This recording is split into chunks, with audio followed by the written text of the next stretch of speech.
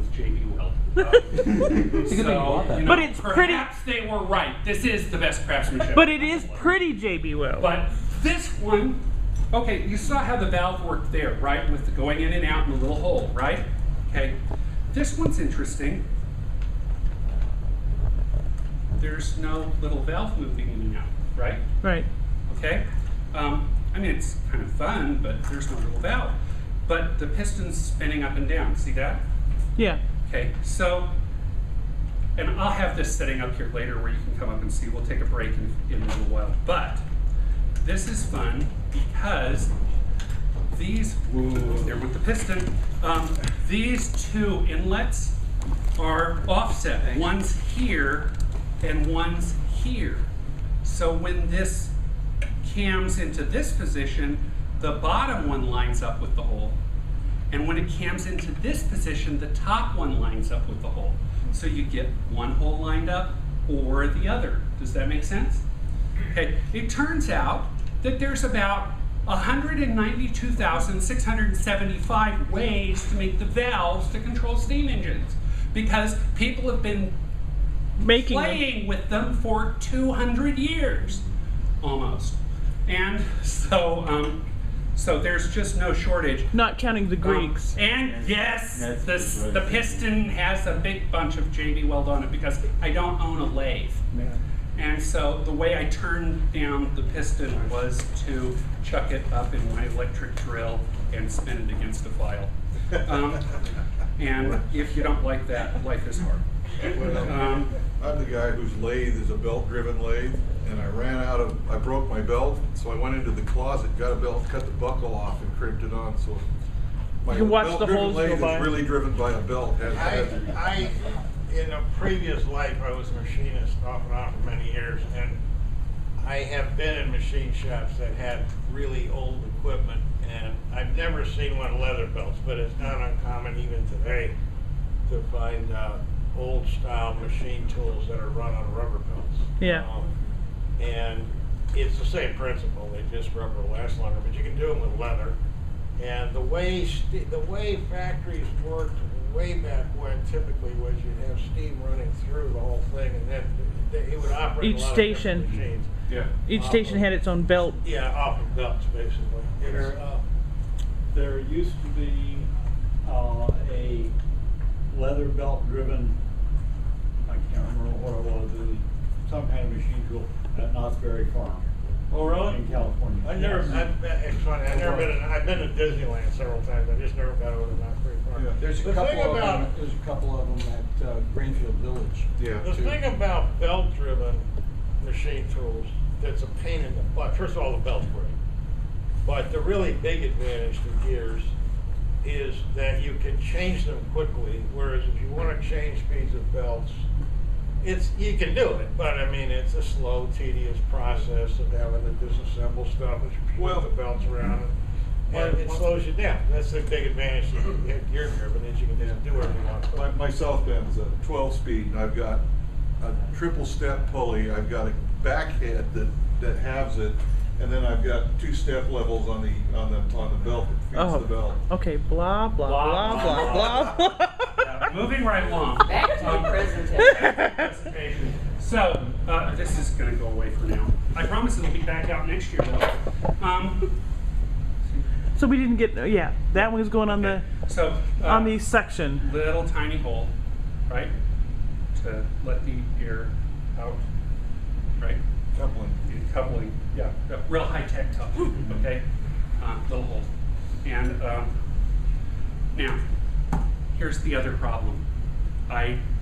This runs on about 1.5 pounds of pressure. That's about all it takes. Yeah. This is a little, the holes are much smaller.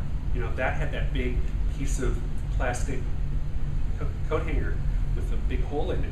The hole was almost the size of my little finger. The hole in this is about a 1/16 of an inch. This runs great on 5 pounds of pressure. My vacuum doesn't make that, and I didn't want to bring the compressor, okay? So we're going to try. You couldn't find the air bubble. Huh? You couldn't find the air bubble. Couldn't find the air bubble. My neighbor, well, actually, my neighbor that has the air bubble was not home. they're gone for the weekend. So I couldn't bring it. Plus the car was getting full. One thing you'll notice is that he changed the hose from suck to blow. Right. So we're no longer sucking. I'm no longer sucking, which will make him happy. Okay. Woo-hoo! That's more pressure. You just might have enough pressure there, right? You could have lost the heat. Put on an eye. I'm an optimist. You're an optimist. Okay. So if I spin this, I get 2 or 3 spins. Is that fair? Yeah, Okay. that's friction. Where the safe places to sit. Under the table, outside the room.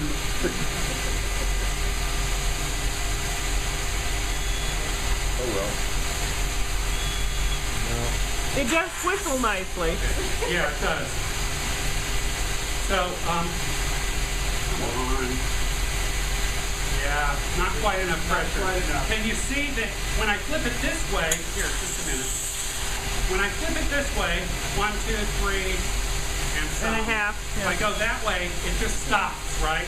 Because going backwards against the pressure, it just stops. And going forwards against the pressure, it Doesn't almost- quite have enough. If I had my compressor, we'd be all happy, but it needs just a tiny bit more air. So, yeah, Better bearing. or a bigger boiler. Okay, or better craftsmanship. Yes, that would be the other comment.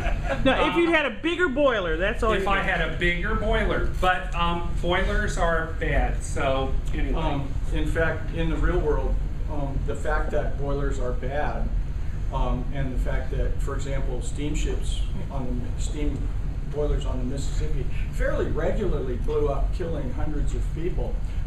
And was fish. The reason we have organizations like Underwriters Laboratories, the And UL Mark, OSHA. and Factory Mutual, and it's the reason that the Hartford Insurance Fund actually got started, because the Hartford Insurance Fund was actually owned by a company called the Hartford Steam Boiler Company. you bet.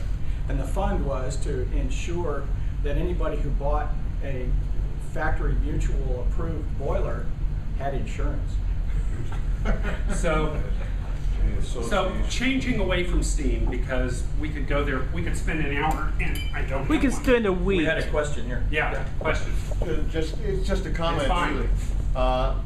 I don't know why people are hassling and laughing at you. I'm with the government, and I consider that fine engineering. Woo-hoo! That's my point. Yes, it does. Yeah, it sure does. Okay, so we're gonna move on. So enough steam. What else we got weird? Okay, yeah, I wrote the wrong sentence here. It's not computers with no moving parts. It's computers with no electronics. Okay? If we're doing, because we're going to have moving parts, air or water mostly. If we're building, if we're in 1632, we brought computers with us. And they will last Some, for. I forget the exact count, but we did a census. It's about 400, 500. Yeah. No, it's more. Okay, whatever. There's a census. but that's it. There aren't any more, right? And there are tubes in old televisions and radios and junker cars, radios, and there are Probably. radios, there's tubes, there are transistors Probably we can organs. salvage out of all sorts of places. And we can make radios, we can make things, but how many can we make? You know, I mean, however many it is, there's an absolute limit, because once we're run out, we've run out. And making new transistors is not easy. Making new integrated circuits, not going to happen anytime in the foreseeable future.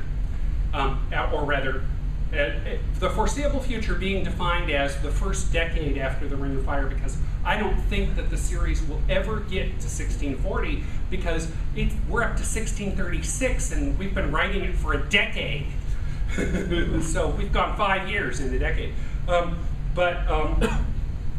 And it keeps slowing down because the series spreads out. So now we've got bits of the series in North America, and Ivor's written Japanese stories, and We went to India. we went to India. Yeah, you guys went to India. They went to Russia. Eric's on the Eastern Front, and meanwhile Chuck's keeping Central Europe going. So, Well, we ended up in Tranquebar because that's No, like Denmark. Italy, yeah. Italy, That's a trade okay, fine, center. Europe. And Caribbean. Uh-huh. And the Caribbean. And the Caribbean, that's true, I forgot about that. So the point is, we started with this little West Virginia coal mining town, and we've now spread out, right? There's this incredibly cool story that was in an early Gazette called The Dalai Lama's Electric Buddha. And in that story, a pink plastic Buddha with a nightlight in it, little switch, turn it on and off, went hand to hand from a market in Grantville to the Dalai Lama. And and the guy that presented it to the Dalai Lama said, yes, if you move the little thing at the bottom, it lights up and it dinged it, and everybody goes, ooh. And the Dalai Lama said, well, what causes that to happen? And the guy said, well, you should turn it off because we're told that, if you leave it on very long, it will eventually wear out and won't light up anymore. Well, what's the issue? Oh, well, we think there's some sort of prana, energy stored in the bottom. Oh, well, that's probably why it's heavy. Okay, so we'll give it to the yogis and see if they can figure out how to recharge it. It's a great story, okay? They probably can. All 995 words of it. Yeah, very short, less than 1,000 words. So in my next story, the emissary from the Dalai Lama shows up in Grantville. But anyway, looking for more prana. Looking for more prana. Give him a screwdriver. Yeah. So we have this absolute restriction, right? There's only so much electronics. Even tubes turn out to be a lot harder to make than you might think. Tubes are not light bulbs, okay? Light bulbs Are how hard many enough. of you know what's inside a light bulb besides the filament? Nothing. That's wrong. Huh? Bunch of gases. I don't know what the. It's an inert gas, Yeah, I don't know if right? it makes sense. Mostly argon, but the point is it's an inert gas. Light bulbs are not vacuums, okay? The very, very earliest light bulbs were vacuums, but that stopped within poof time of making the first light bulbs because two problems. First, in a vacuum, the filament just evaporates and ends up plating the inside of the bulb. And so if you've got a gas in there, it kind of holds the filament on. And the second problem was vacuum bulbs, when you break them, they implode, and it's a mess. So they don't do that. So vacuum tubes, which require really good vacuums, are really hard to make. Okay, just take my word for it. Really, really hard to make. So we can't make vacuum tubes anytime soon. They're working on it. Can't make transistors anytime soon. Certainly can't make integrated circuits, right? But all of the downtimers have seen handheld calculators, they've seen computers, they've seen all this technology, and they want it, okay? And Babbage engines never worked in the real world. I mean, the British Science Museum recently built a copy from the plans of Babbage's difference engine, not the analytical engine, but the difference engine, and it took them using modern technology, machining only to Victorian standards, but using modern technology, took them 5 years to get it running. And It was England. that's the simpler one. That's the difference engine. Babbage's analytical engine, the